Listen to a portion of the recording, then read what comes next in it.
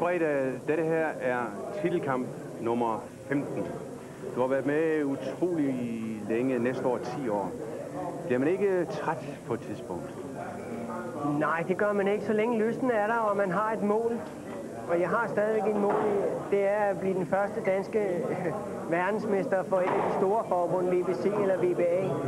Og så længe du har et mål, og lysten er der, jamen, så er der ikke noget problem med at holde gnisten op. Er det en kassekamp i stil med den Jimmy havde mod Oscar de la Hoya, der ligger og spøger i tankerne?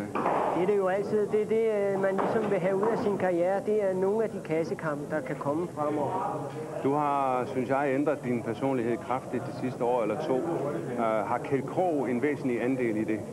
Han har en meget stor andel, men det har også noget at gøre med, hvor meget du egentlig selv har lyst til at lære og stadigvæk tage ved lære, fordi du glemmer hurtigt i ringen, og det er sådan nogle ting, som mange folk de glemmer, men som jeg prøver ligesom at huske tilbage til og sige, hold kæft, hvornår var det nu, man havde det bedst, og det var på det tidspunkt. Ja. Og så samtidig med, så har jeg min dejlige søn, som jeg ligesom skylder alt i verden for, at han skal have det godt og have sin far at se op til. Og så har jeg fået en splinter ny dejlig kæreste, som også gør gået lige hjertet på mig. Og det er de ting, der ligesom holder mig op til at skulle give den nogle over nakken.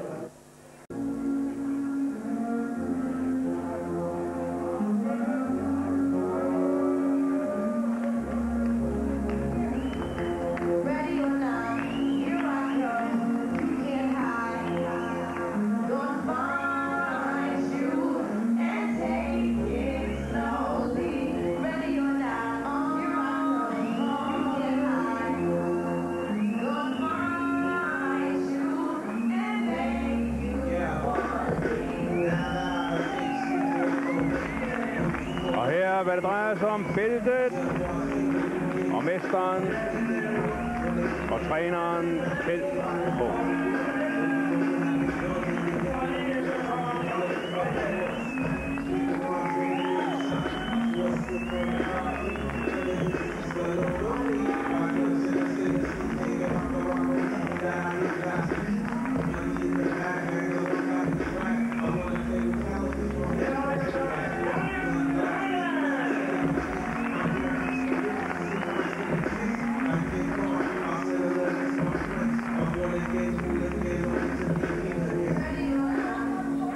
Og vi er klar til det store ritual. Ja, vi vil være mange til. Jeg tidligere har sagt aftenens hovedkamp, kampen om IBO's verdensmesterskab, samt titlen om det europæiske mesterskab i bantamvægt. Men jeg synes, vi skal gøre, som vi plejer ved vores titelkampe, nemlig at vi starter med de 2 nationalmelodier.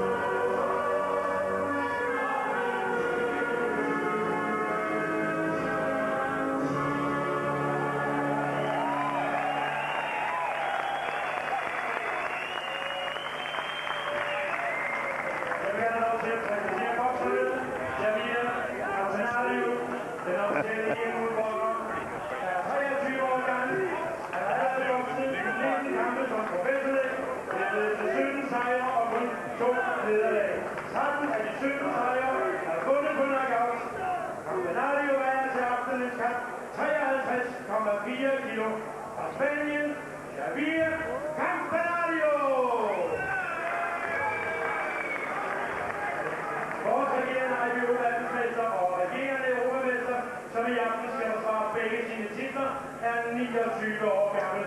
Han vejer 53,4 kilo. Indtil i aften har han vokset 34 kampe med sejre i 33. Det er altså kun ned til et eneste nederlag. 15 gange har han stoppet sine modstandere og kørt tid. Giver nu ham, Johnny Bredahl! Og jeg vil også gerne have lov til, og jeg vil allerede til at præsentere aftenens dommer. Det er fra Frankrig, Romain Dolnier, som jeg har herved. Det er fra Østrig, Walter Schall, og det er fra England, Roy Francis. Aftenens kampleder er Van Jacques, og fra Belgien, Daniel van der Wiel. Som supervisor har vi fra Finland, Percy Augustin, og som timekeeper Otto Steinhardt og Erling Petersen. Men kampen vokser som sagt både som VM-kamp og som EM-kamp, bantamvægt indtil 12 omgange.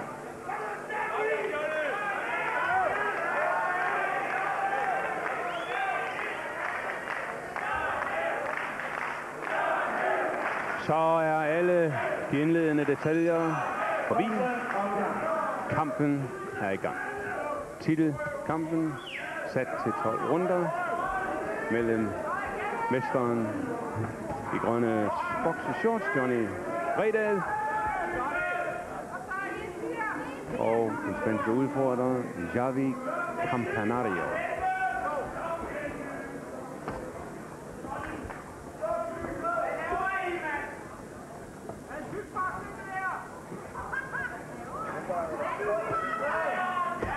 Virker som en snu, defensiv type.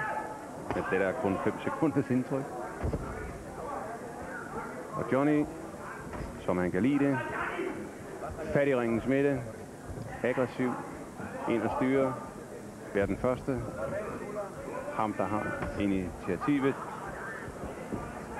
Jeg tror nu ikke, at Campanario regner med at klare det her med defensiv boksning. Jeg tror, han vil komme ganske alvorligt frem på banen i løbet af nogle omgange. Og han er jo kendt for netop at gå frem og slå sving og hug stejlevinkler.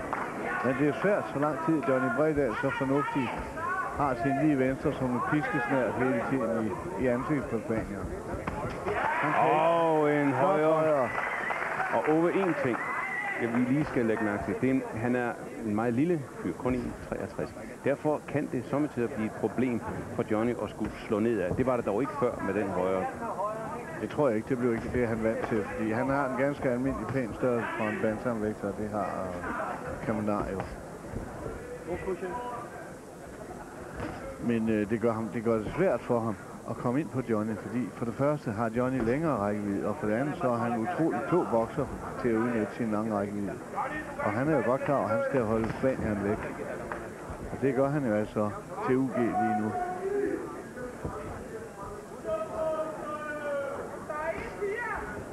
Prøv en gang at se og nyd den ekstreme koncentration i Johnny Bredahls øjne. Og hvis han så kan få højren til at følge med, så bliver det først rigtig godt. Og det har han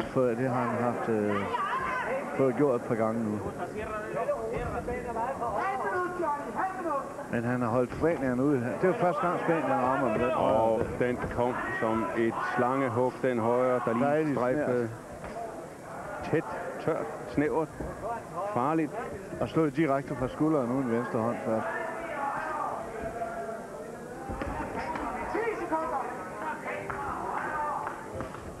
Detalje, Ove, der antydede, hvad vil man? Men i hvert fald, Campanario kan blive farlig. Vi så den lige igen her. Givet denne omgang 10-9 til Bredahl. Vi skal lige understrege, at dette er ikke den officielle votering. Det er Ovesens præcise, ærlige mening her fra ringside. Ove Ovesen, der har været dommer i hvor mange VM-fight? 57 VM-kampe, spredt rundt om på hele kloden. Fra Sydafrika til Tokyo til Mexico har Ove Ovesen dømt. Livslang erfaring. Vi kan se, at han er mere aggressiv nu. Han er klar over, at på den måde kan han jo altså ikke vinde titlen. Spanien. Det er det, han kommer efter, og nu skal han så frem på banen for at hente de bælter, som er hans mål heroppe. Udmærket hurtige detaljer fra Johnny Bredal sætter de stød godt sammen. Farlig. Han er farlig. Nu ser vi netop, at han kommer rushende frem og hugger løs med begge hænder. Og det er, så vidt jeg ved, hans største styrke. Det er i hvert fald, hvad vi har hørt om ham. Det ry, han har fået, at han kan være en ilter lille krigsmaskine, der tordner frem i ringen.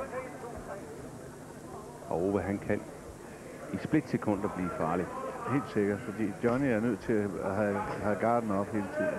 Men det er netop noget, han frem for alle er i stand til, vil jeg sige.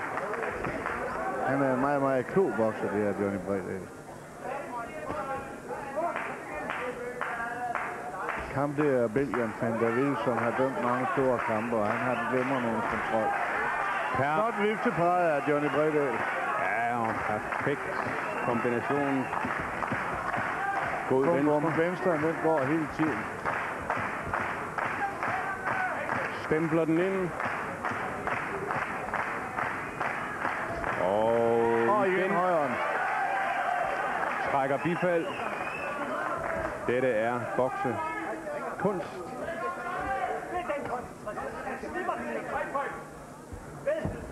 Matematiske detaljer udført af en skrap, stringent hjerne.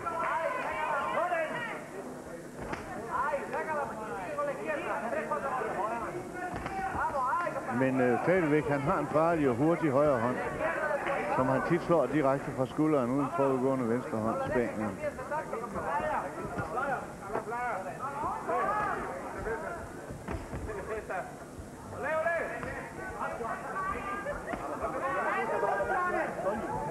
Forfatteren Norman Mailer, den verdensberømte, der er dybt fascineret af boksning, har engang sagt, professionel boksning er skak i et minefelt.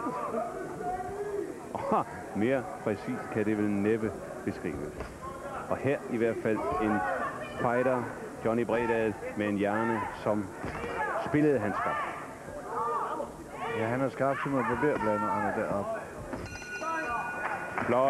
Flotte detaljer. Herlige 3 minutter for Freinsmækkere.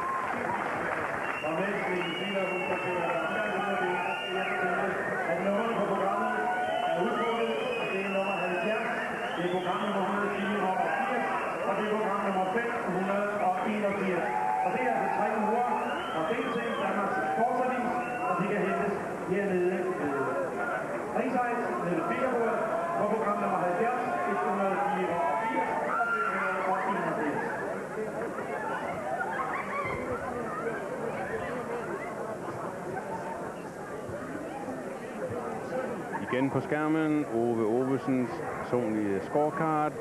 En gang til, 10-9 til Johnny Bredal, der nu fører kampen med 20-18.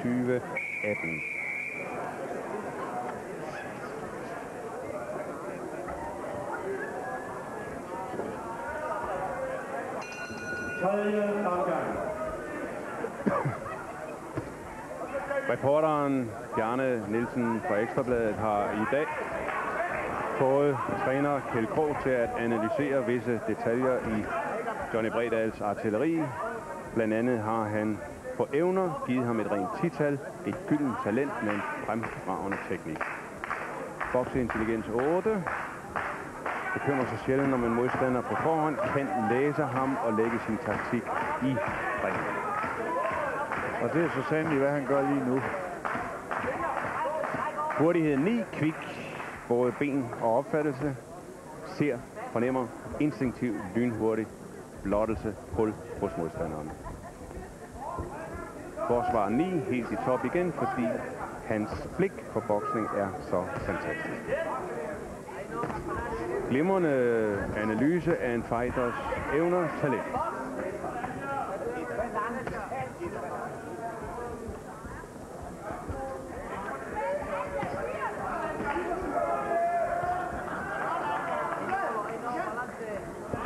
Og lige nu er det Johnny, der styrer denne kamp. Han er generalen. Men vi kan se, at Spanierne er bumstærk. Prøv at se de skulder og rygmuskler. Han kan, og det er jo det farlige, det fascinerende, det farlige, det frygtelige, alt efter hvordan det går ud over. I boksning et eneste stød kan ændre alt totalt. Vi kan godt se, hvorfor han har vundet sin knockouts-sejr. For han har en drønende farlig højre hånd, der bliver tit slået lige fra skulderen, uden for udgående venstre. Og han har altså også et venstre sving, som er modbydeligt hårdt. Så det er helt sikkert, det er en modstander, man skal holde sig på afstand af. Og netop på begrebet slagstyrke har Kjeld Krog givet sin fighter et 6-tal, fordi, som han siger, han har ikke dynamit, laver. Han skal leve af sin hurtighed, sin præcision. Og den er jo skarp. Ja, han bokser flot lige nu. Han bokser virkelig flot. Han holder ham væk fra badet. Han stormer frem, men Johnny er i pareren, og vi kan se, at han ryster lidt på hovedet Spanien. Var det godt. Hurtigt. Ja. Skarpt. 1, 2, 3 dejlige flotte stød, han lægger ind på kæberne af Spanien.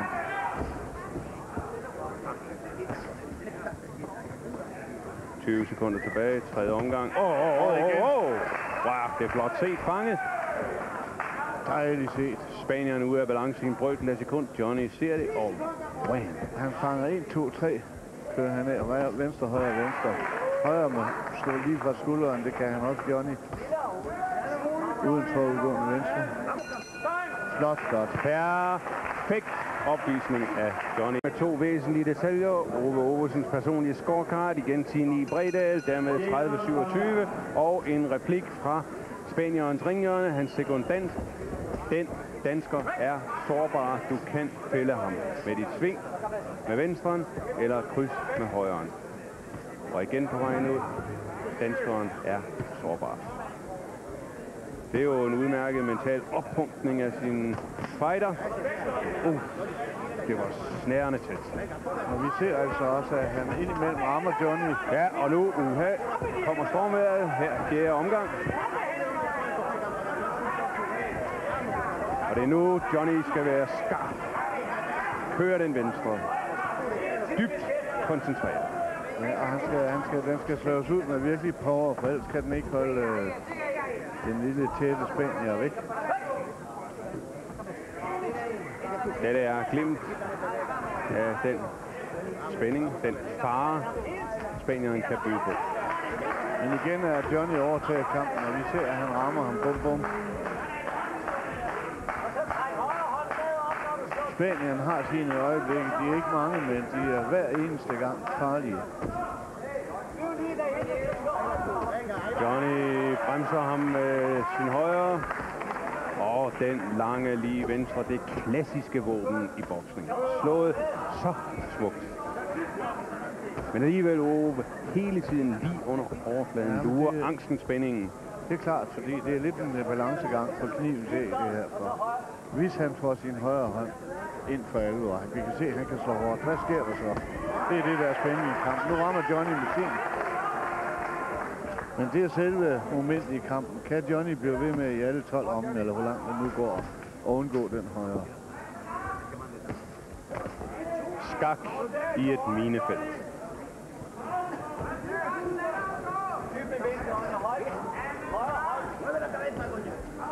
Nu.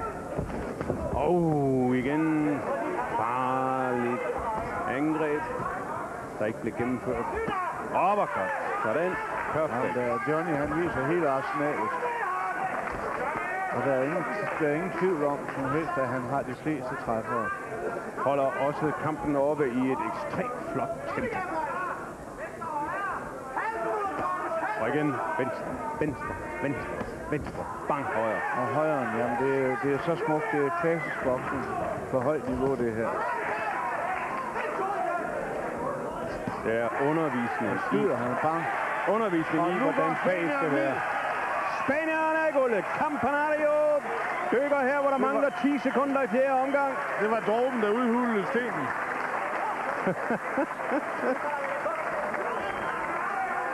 Mængden af slag, regnvejret af slag, sendte Campanario ned.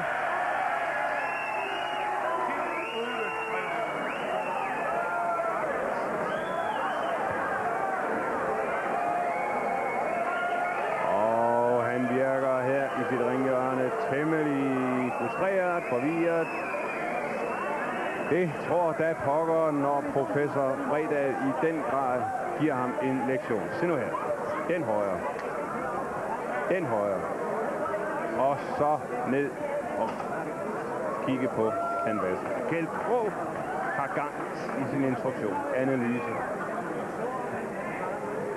Jeg lægger mærke til den ro, den harmoni, og i billedet Ove Ovesens scorecard. 4. runde, 10-8 til Bredal. Dermed sikker føring 40-35, og vi tager hul på 5. omgang. Og kamplederen henstiller lige til Campanario, om ikke at lave flere af den slags narstreger, som da han ved omgang i slutningen venligt, eller hvordan det nu var ment, gav Johnny Bredal et mindre spark bagi. Og han kaster sig i angreb straks. Xavi Campanario. Men. Det er farligt, men Johnny er så skarp i aften. Men det er rigtig set af Spanien, for han har jo ingen som helst chance i pointboksen. Han skal ind og prøve at se, om han kan skabe en afslutning. For hvis han ikke han kan, så skal jo gøre Johnny det. Så han har kun én chance, Campanario. Det er jo frem at prøve at ramme med sin egen træffer. Ellers så bliver han stille og rolig efter. Han bliver konstant ude i boksen, undtagen i disse glimt Ove her, hvor han kaster sig. Ja, og der er han virkelig farlig. Det er jo på den måde, han har vundet sine 15 kampe på noget. Men Johnny har læst ham, kører med sejt overblik. Flot overtræk. Jamen, han viser jo hele arsenalet i det. Alle slag kommer jo frem. Måske lige med undtagelse af at vi besøg til kroppen, som er lidt svært, fordi han er lidt kort i det modstandende. Han skal i hvert fald langt ned, hvis han skal til kroppen, og det er altså ret vanskeligt. Men uppercut, anvendt et par gange, har vist sig at være et flot våben her fra Johnnys side. Og især højre krydset, det var det, han sendte ham ned med. Og det er og så den der Ove vidunderlige lige venstre, det mest klassiske våben i boksning. Ja. Han sidder i ansigt på Campanario hele tiden. Og hvis ikke man er utrolig veltrænet, så kan man altså ikke holde til at slå sådan et venstre jab i mere end 4-5 omgang. Så bliver man så træt i armene. Dette her viser, hvor sindssygt skarp Johnny Bredal er trænet.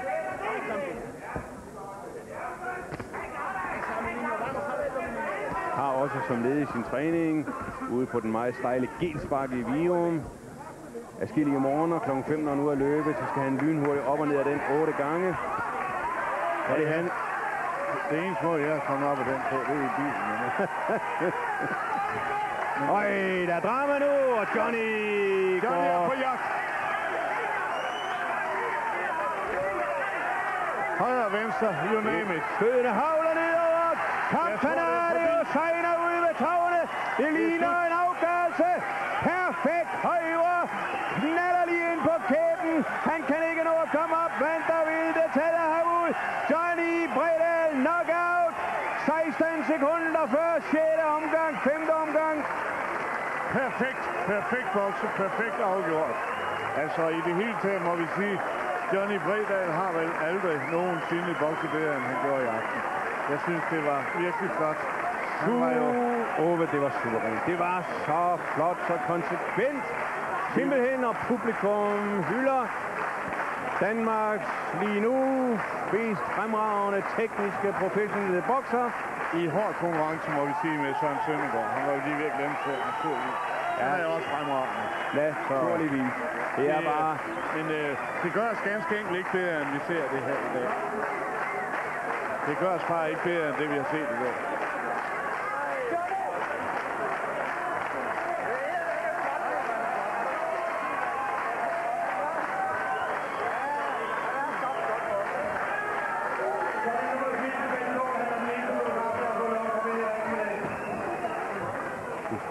En fantastisk bokser af Johnny Bredal, der i dag har vist hele sit store talent. Og må vi sige, der er en ny udfordrer til verdenstoppen. Det var fantastisk, venner.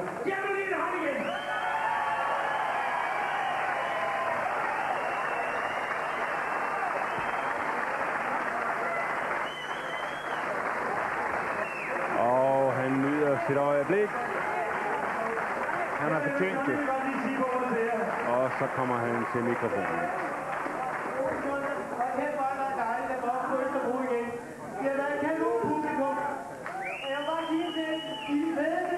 Jeg håber, I kommer til flere brugboksestævner, især når jeg skal bokse, når jeg er Østerbruger.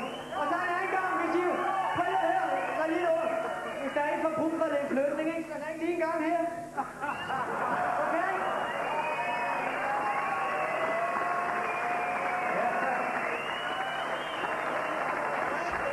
Johnny Bredahl nyder, og det har han lov til sin triumf. Han har enhver ret til at være stolt. Det han demonstrerer i aften var måske det flotteste, han har gjort i sin karriere. Vi husker kampen i Østrig, jeg husker andre store øjeblikke. Johnny Bredahl er i øjeblikket på toppen af sin karriere. I hele den, i de næste sæson 10 år, kun et nederlag. Det er suverænt. Det er ret utroligt, at han så sent i sin karriere, altså så mange år som bokser, stadigvæk bliver ved at udvikle sig. Og det synes jeg, det er det virkelig flotte med hensyn til Johnny Bredahl. Fordi nu begynder han jo faktisk at slå de modstandere ud, som han før kæmpede hårdt med i 12 omgange. Og det var ikke tilfældigt i dag. Og det er jo ikke dynamitstødet, det er jo ikke det eneste, det er jo konsekvensen af en lang, hård indsats. Det er nedbrydningen og regnen af stød. Og her udråbes han som vinder og stadig verdensmester, stadig europamester.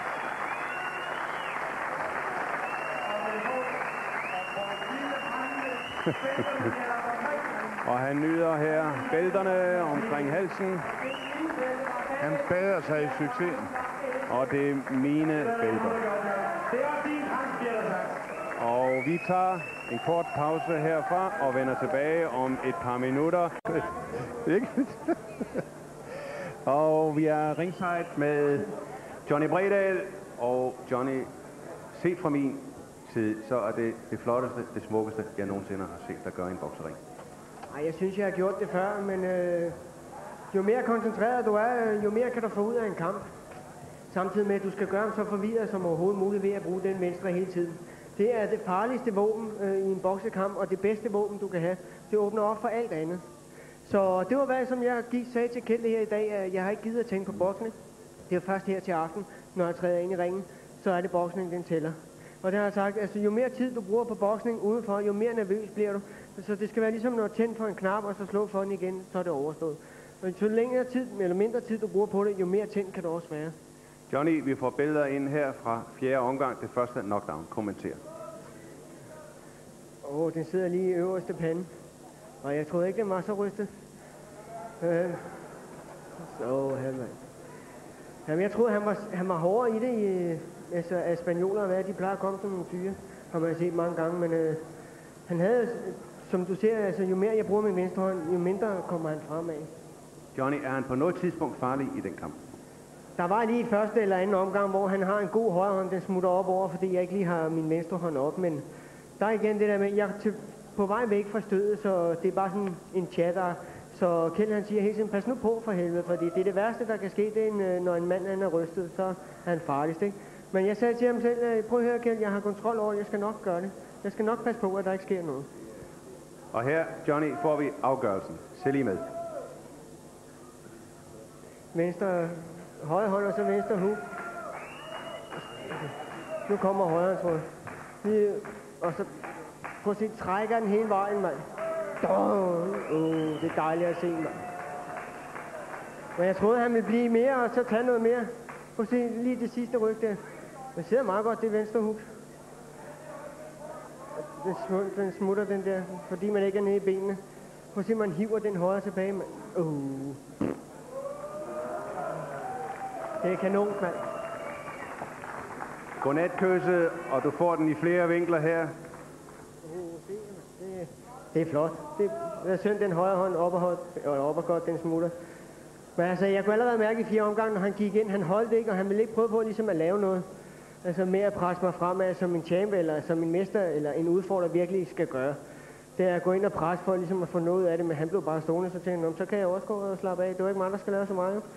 Jamen altså, helt ærligt, Johnny. Du tog jo fuldstændig humør og pip fra ham. Den lige venstre, og du skar ringen af. Han fik ikke lov til noget. Jamen, det er også det hele går ud på, og så er jeg glad for, at jeg er sådan en bokser, som jeg er. Prøv at se mig i hovedet, mand.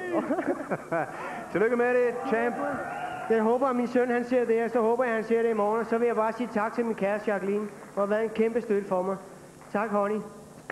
Okay. Sentimentalt øjeblik. Tak til Johnny Bredal. Og dermed med billedet af mesteren, store tekniske, taktiske geni, lægger vi op til Knudsen. Johnny vil sige noget mere. Og så håber jeg forresten at se noget i overskrifterne i morgen. BT eller Ekstrabladet, jeg er ligeglad. Okay. Østerbro trækker det